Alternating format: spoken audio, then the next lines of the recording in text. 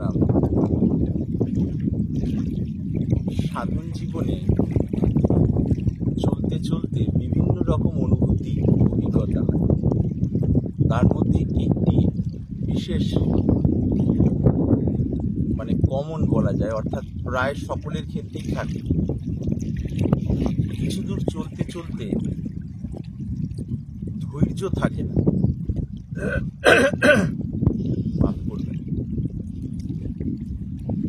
কিছু দূর চলতে চলতে তখন মনে হয় যে আর পেরে ওঠা যাচ্ছে না, এই পথে চলা যেন থেমে যাবে, আশপাশের কোনো বিষয়ের দিকে মন যাচ্ছে, অথবা এই পথে চলার উৎসাহ কমে যাচ্ছে। এইরূপ দেখা যায়।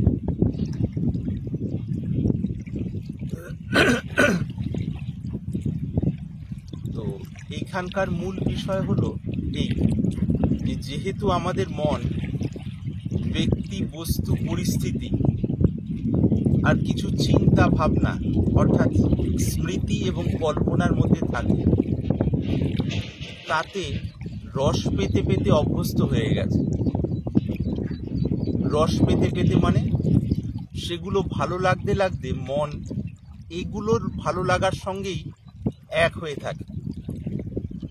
আর সাধন পথে চললে ব্যক্তি, বস্তু, পরিস্থিতি আর স্মৃতি এবং কল্পনা, এই যে পাঁচটা, ব্যক্তি, বস্তু, পরিস্থিতি, স্মৃতি অর্থাৎ স্মৃতি এবং কল্পনা, এর প্রতি মনকে এর থেকে মুক্ত রাখার চেষ্টা করা হয়, বা মুক্ত যেন থাকে সেই বিষয়ে বলা হয়। ইষ্ট নামটি ধরে এই পথে চলা, ব্যক্তি, বস্তু, পরিস্থিতি, সমাজে চলার জন্য এগুলোর সদ্ব্যবহার করা। শাস্ত্র অনুযায়ী মহাপুরুষরা যেমন বলেছেন, শাস্ত্র বচন এবং মহাপুরুষের বচন অনুযায়ী ব্যক্তি, বস্তু, পরিস্থিতি, স্মৃতি এবং কল্পনার সদ্ব্যবহার করা।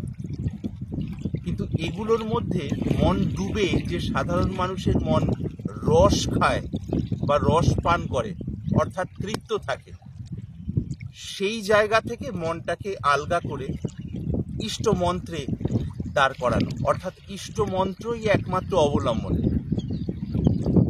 এই হলো মূল কথা।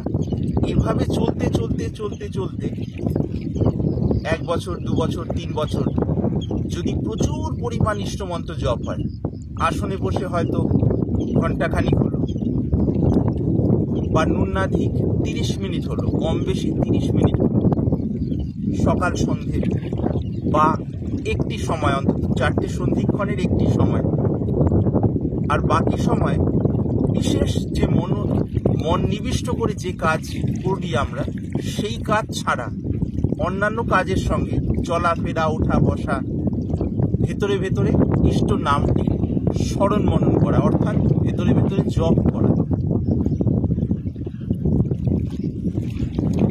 এই করতে করতে এই জগতের মধ্যে মন যে ছড়িয়ে থাকা রসের অনুভূতিগুলি আস্তে আস্তে চলে যেতে থাকে। কিছু কিছু অথচ ভেতরের যে সেই রসও এখনো নামার মতো পরিস্থিতি আসেনি। অর্থাৎ ভেতরটা সম্পূর্ণ পরিষ্কার হলে তখনই ব্রহ্মানন্দের রসটি নামতে পারে। সেই জায়গার প্রস্তুতিটি এখনো বাকি অনেকটাই। কিন্তু জগতের বিষয়গুলো থেকে মনকে চেষ্টা করে দূরে সরিয়ে রাখার একটা প্রয়াস হচ্ছে। জগতের বিষয় মানে ব্যক্তি, বস্তু, পরিস্থিতি, স্মৃতি এবং কল্পনা, এসব জগতের বিষয়। এই যে এখান থেকে সরিয়ে রাখার চেষ্টা আর ইষ্টমন্ত্র ধরে চলা, চলতে চলতে চলতে চলতে এক সময় মনটা শুষ্ক হয়ে ওঠে। শুষ্ক মানে রসহীন, নিরস। এই জায়গায় সাধন পথে ধৈর্য রাখার বিশেষ প্রয়োজন। কারণ এই অবস্থাটি 3 বছরে আসতে পারে, কারো 6 বছরে, কারো আরো বেশি। যার যেমন সাধন প্রবল, সাধারণত তার ক্ষেত্রে এই অবস্থাগুলি তাড়াতাড়ি আসে। সাধন যদি একটু দুর্বল হয়, অর্থাৎ সাধনার গতি কম থাকে, তখন এই অবস্থাগুলো সাধারণত একটু দেরিতে আসে। এই অবস্থায় পৌঁছানোর পর সাধক বা সাধিকা যখন কোনোভাবেই আর পথ পাচ্ছেন না বলে মনে হয়, তখন মন সেখান থেকে ফসকে গিয়ে, অর্থাৎ সরে গিয়ে, আবার ওই ছেড়ে আসা ব্যক্তি, বস্তু, পরিস্থিতি এবং স্মৃতি এবং কল্পনা তাতে আবার আনন্দ পেতে চায়। এদিকে যাওয়ার জন্য যে তীব্র তেজে লেগে থাকা সেটা সম্ভব হচ্ছে না বলে সেখান থেকে ছেড়ে দিয়ে আবার বিভিন্ন জায়গায় মনটাকে ছড়িয়ে অন্তরের তৃপ্তি যেন পাওয়া হয় তার চেষ্টা করে। এই জায়গাটায় এই পথের পথিক অর্থাৎ সাধক সাধিকা কি করবেন, যেগুলো ছেড়ে এসছিলাম মন থেকে, আর সেদিকে মন দেওয়া নয়, ইষ্ট মন্ত্রটি অবলম্বন করে থাকে। রুখা সুখা নিরস শুষ্ক যাই মনে হোক, তবুও জানতে হবে এই মন্ত্রটি অবলম্বন করে চলতে চলতে এক সময় যখন এই ঝড়ঝঞ্ঝার কাল এবং রুখা সুখা মরুভূমির মধ্যে দিয়ে চলার মতো যে অবস্থা অন্তরের, সেটি কেটে যাবে। তখন আবার শ্রাবণের বার্তা পাবো, অর্থাৎ বৃষ্টি আসার আগাম সূচনা আমাদের কাছে আসবে। গরম কিছু কিছু মাঝে মাঝে কম হবে, হালকা হালকা মেঘ আকাশে দেখা যাবে, একটু ঠান্ডা হাওয়া কখনো আসবে, আবার কখনো গরম। এই যে পরিবর্তন, একটু ঠান্ডা হাওয়া কখনো আসা, আবার কখনো গরম, কখনো হালকা মেঘ আকাশ থেকে উড়ে চলে গেল কিন্তু বৃষ্টি হলো না, আবার একটু রুখা সুখা অবস্থা, আবার হালকা একটু ঠান্ডা হাওয়া, ছিটে ফোটা বৃষ্টি হবে হবে বলেও হলো। এই করতে করতে করতে করতে একটা সময় তখন আস্তে আস্তে আকাশের হালকা মেঘ ঘন হয়ে উঠবে। যে হাওয়া যাতে একটু ঠান্ডা আমরা অনুভব করছিলাম, সেই হাওয়া আরো ঠান্ডা বহন করে আনবে, অর্থাৎ ঠান্ডা আমাদের মধ্যে। আর তার সঙ্গে সঙ্গে রিমঝিম রিমঝিম বৃষ্টি শুরু, অর্থাৎ অন্তরের শান্তির রাজ্য খুলবে সাধনের পথ ধরে। তার আগে পর্যন্ত শান্তির রাজ্যের বিষয়টা বই পড়ে পড়ে, কল্পনা করে পড়ে পড়ে ভেবে সাময়িকভাবে মনোবিলাস হচ্ছে। আর এখন যেটা হলো সেটা হলো একদম নিপাট বিশুদ্ধ সাধনার পথ ধরে চলে বহু ওঠাপড়ার মধ্যে দিয়ে গিয়ে ছয় ঋতুর সাথে সংঘর্ষ করতে করতে করতে করতে শুষ্কতার দীর্ঘ মরুভূমি, সাহারা মরুভূমি পার হয়ে তখন সেই মেঘের দেখা পেলাম এবং হালকা ঠান্ডা হাওয়া এবং তারপর ধীরে ধীরে বৃষ্টির ফোঁটা। সেই জায়গা পর্যন্ত যাওয়ার জন্য ধৈর্য নিয়ে লেগে থাকা, এই হলো মূল কথা।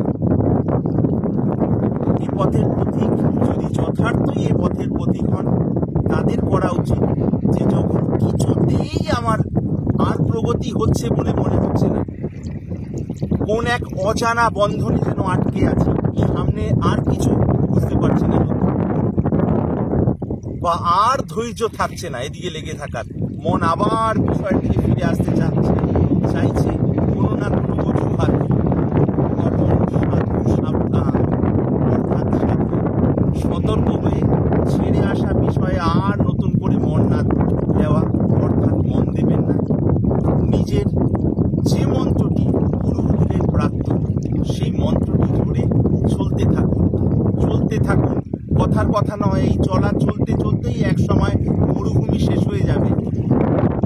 যে জঙ্গলে 6টা রিপু, অর্থাৎ শত্রুর মতো যেগুলো আক্রমণ করে, রিপু মানে শত্রু, যেগুলো অন্য সাপদের মতো আক্রমণ করে সময় সময়, কাম, ক্রোধ, লোভ, মদ, মাধুর্য, দেখবেন ধীরে ধীরে সেই জঙ্গল থেকেও বেরিয়ে আসছেন।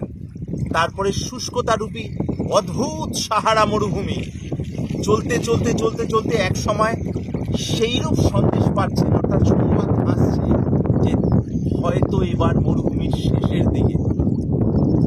কিন্তু এগুলো কোনোটাই ভেবে নেওয়া নয়, কোনো কোনোটাই ভেবে নেওয়া নয়, ভাববেন না দয়া করে, শুধু জানুন যে এইরূপ হয়। কাজেই এইরূপ হয়ে নিষ্ঠা সহকারে লেগে থাকুন। যদি সত্যি সাধন করার ইচ্ছে হয় এবং সেইভাবে চলে সেই পরম অনুভব ধারণ করার ইচ্ছে হয়, এইভাবে চলতে চলতে সেই জায়গায় পৌঁছবেন এবং সেই অনুভূতি ফুটে উঠবে। আরেকটি বিশেষ কথা, যখন মনে হচ্ছে যে কিছুতেই রাস্তা খুলছে না, কিছুতেই রাস্তা এগোচ্ছে না, বা কিছুতেই এক জায়গায় আটকে থাকাটা কাটছে না, তখন বুঝতে হবে যে এখানে ছাড়ার সময় নয়। ছেড়ে দেওয়া মানে দুর্বলতা। এখানে দিনের পর দিন, মাসের পর মাস, বছরের পর বছর নিজের প্রণালীতে যদি লেগে থাকা হয়, বিশেষ করে নাম জপ, তাহলে এই অবস্থাটি কেটে গিয়ে সেই পরম প্রাপ্তির দিকে আস্তে আস্তে মনের প্রবেশ হবে। যারা যারা সাধন করেছেন, সাধনের মতো সাধন এবং সাধন করে সিদ্ধি লাভ করেছেন, ইষ্ট দর্শন করেছেন, বা সর্বত্র ভগবত তত্ত্বের যে অনুভূতি, তার সঙ্গে মনের দিব্য যুক্ততার অনুভূতিটি হয়েছে, তাদের সকলের এইটি অনুভব, এইটি যে এখানে ছাড়া নেই।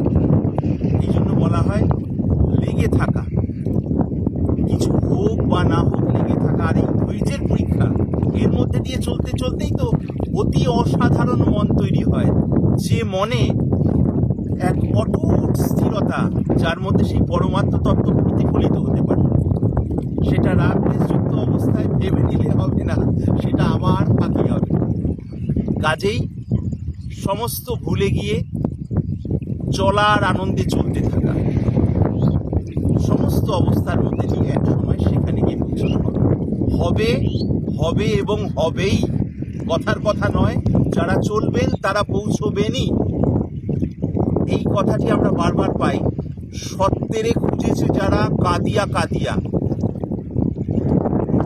কেহ তারা ফিরে নাই শূন্য হাতে ঘরে। অথবা এইরূপও পাওয়া যায় লাইনটি, শূন্য হাতে ফিরে নাই কেহ ঘরে, বা এই ধরনের। তো অর্থাৎ সাধন চলতে থাকলে ঠিক ঠিক যদি সাধন হয়, সিদ্ধি হবেই হবে। এই হলো সার কথা। কাজে আপনারা হতাশ হবেন না। যারা যথার্থই এ পথকে চূড়ান্ত পথ হিসেবে যাদের হৃদয় বেছে নিয়েছে, তারা লেগে থাকুন, চলতে থাকুন এবং সিদ্ধির দুয়ারে পৌঁছে যান। জয় গুরু।